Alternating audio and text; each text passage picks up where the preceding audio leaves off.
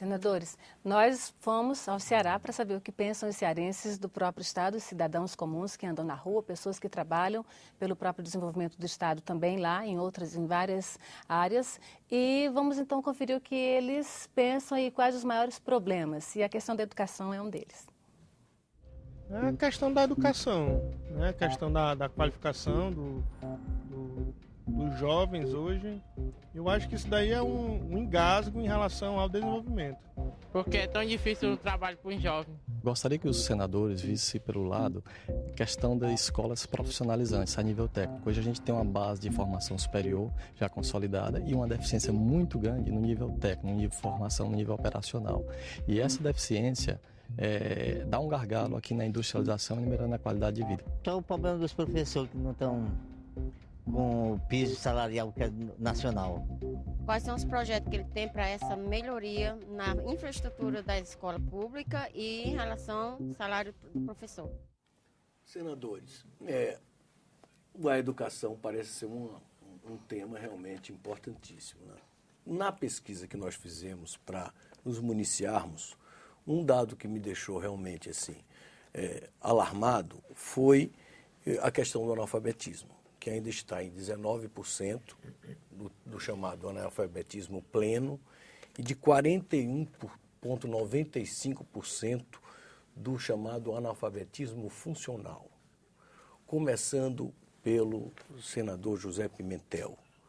O senhor acha que o governo estadual tem tomado decisões acertadas nesse campo, que a política que tem sido empreendida no Ceará tem dado conta desse grande desafio? O Ceará tem uma grande parceria com o governo federal.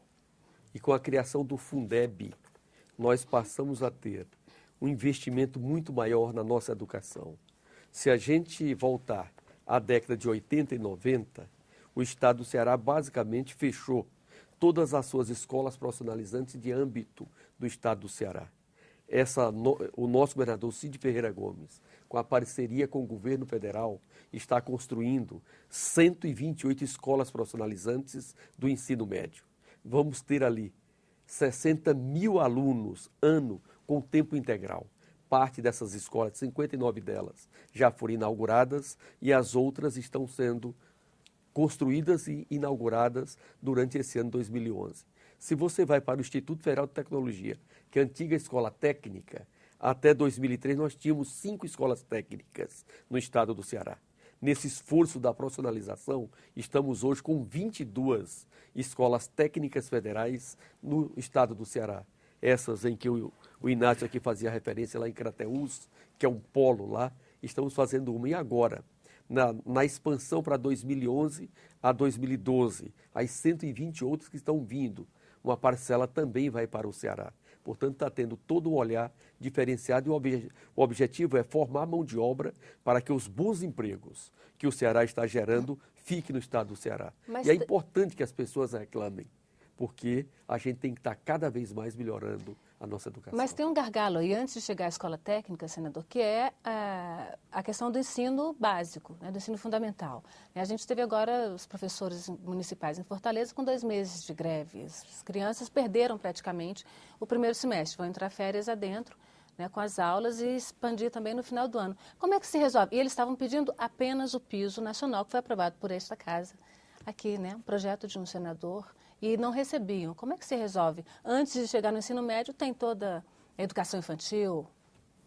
Senador Inácio. Olha, nós estamos discutindo agora no Congresso Nacional o Plano Nacional de Educação. Esse é um gargalo nacional, um gargalo do Brasil. E o Nordeste, digamos assim, durante esses últimos anos, as últimas décadas, foi bastante prejudicado. Primeiro, nós tivemos uma paralisia da expansão do ensino universitário, do ensino profissional, e no ensino médio o que se criou foi o Fundeb, que foi uma conquista, mas muito débil. Você diz assim, vamos universalizar. Ok, universalizamos. Mas tem um problema chamado de qualidade. Está relacionado, claro, ao salário do professor, nós precisamos aumentar o salário dos professores, está ligado à qualificação do próprio professor, está ligado à questão da dedicação exclusiva do professor. Eu caí dentro de uma escola técnica, eu e mais 3 irmãos. Eu digo assim, foi a nossa salvação. Caímos dentro da Escola Técnica Federal do Ceará. Nossa sorte grande foi chegar ali. O Eunício era vizinho, tinha uma escola lá na cidade dele, na Lavra da Mangabeira, uma escola técnica profissional, agrícola. Mestre agrícola. Isso acabou no Brasil, fecharam, liquidaram. As escolas técnicas chegou ao ponto de se baixar uma ordem, um decreto presidencial para não expandir o ensino técnico profissional. Então, quer dizer, isso foi feito no Brasil. Foi reinaugurado agora, né, Eunício? Está foi inaugurada semana Vitória, uma conquista maravilhosa. Foi reaberta. Você ter o país paralisado, 20, 30 anos, sem ampliar a sua rede de formação, isso foi uma tragédia nacional. Ou seja, o senhor diria que essa é a verdadeira herança maldita. Essa é uma herança terrível, maldita, porque para você formar uma pessoa, você imagina você formar um médico, um engenheiro, mesmo formar um técnico, um tecnólogo. A escola técnica exigia 3 anos e meio, depois passou para 4. Depois você tem que passar para formação tecnológica. Então, num estado que precisa de tudo. Hoje, se nós inaugurássemos hoje a refinaria Prêmio da Petrobras, nós não tínhamos trabalhadores. Se inaugurasse a siderúrgica, nós não temos trabalhadores qualificados. Verdade. Quer dizer, é uma situação... Quer dizer, nós estamos correndo atrás do prejuízo. E tivemos uma sorte. Tivemos um presidente como Lula, que não teve essas oportunidades, mas apostou nisso. E tivemos um governador que está apostando nisso. Quer dizer, nós estamos precisando... O governador muitas vezes diz isso para nós nas reuniões com a bancada. Olha, são 120 escolas, mas tem 500 de ensino médio no estado do Ceará.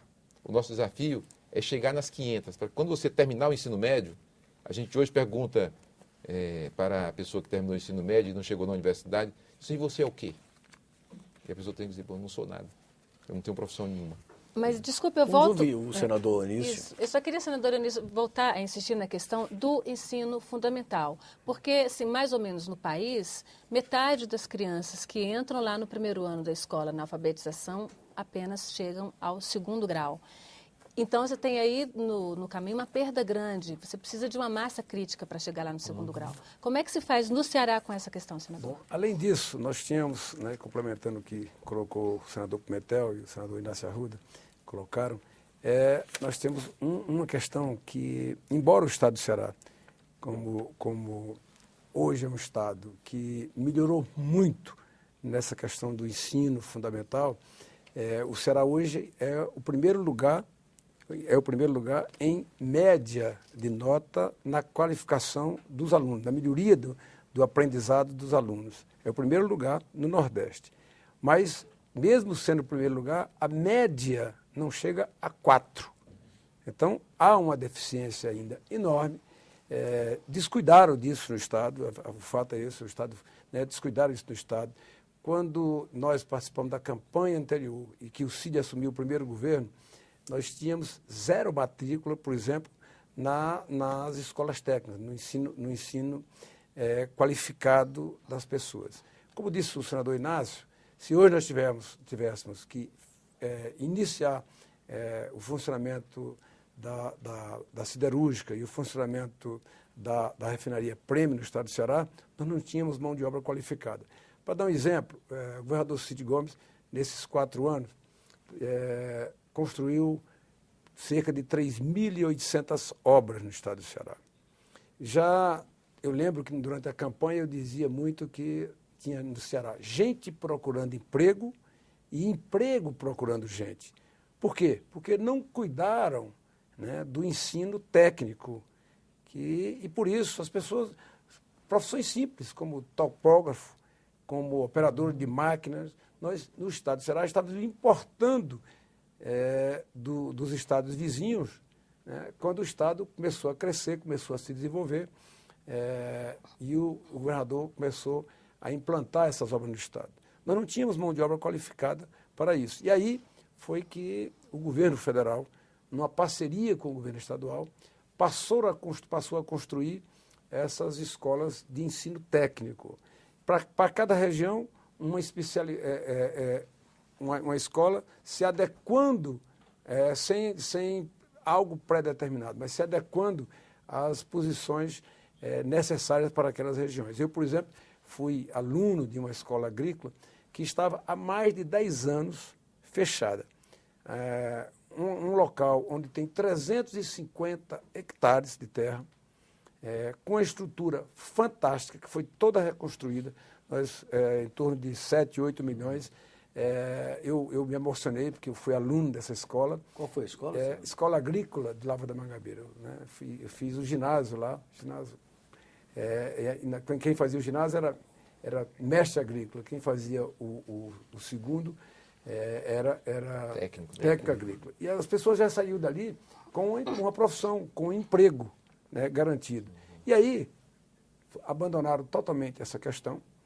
E esse desestímulo da própria gente pobre do Estado, do interior do Estado, como não podia levar o filho à universidade, não tínhamos ainda a facilidade criada, como foi criada pelo presidente Lula, do acesso ao pobre à universidade, através do ProUni, as pessoas ficavam sem a esperança. Os próprios pais perdiam o estímulo de fazer com que os filhos chegassem, já que não iam chegar na universidade mesmo, já que não tinha condições de entrar na universidade. O ensino técnico foi totalmente desprezado e fechado no Estado. As pessoas foram se desestimulando e talvez essa seja uma das causas, além da qualificação dos professores e dos salários, obviamente, essa talvez tenha sido uma causa importante nessa questão da formação e da qualificação tanto dos professores como dos jovens. Nós tínhamos aqui no estado do Ceará, e todo mundo sabe disso, professores ganhando R$15 no Estado durante muito tempo. Isso era uma realidade. Então, as escolas eram inócuas do ponto de vista do ensino. Hoje não. Hoje o Estado do Ceará tem o privilégio de poder dizer, nós precisamos fazer muito, mas temos um Estado onde o governador está preocupado com a formação das pessoas. Nós inauguramos a semana passada... Já tem uma rota aí. Nós inauguramos a semana passada a escola de número 78, já pronta e entregue para a população. Para você ter uma ideia, essas escolas funcionando serão 60 mil alunos matriculados em ensino técnico. Das mais variadas, eu estava olhando hoje, eu acho que são quase 60 especialidades diferentes. Né? Vai do técnico agrícola, a formação em hotelaria, engenharia, hotelaria. Então, o Estado criou uma condição, está criando uma condição importante para o desenvolvimento, obviamente, através da educação e da formação profissional. Bom, certamente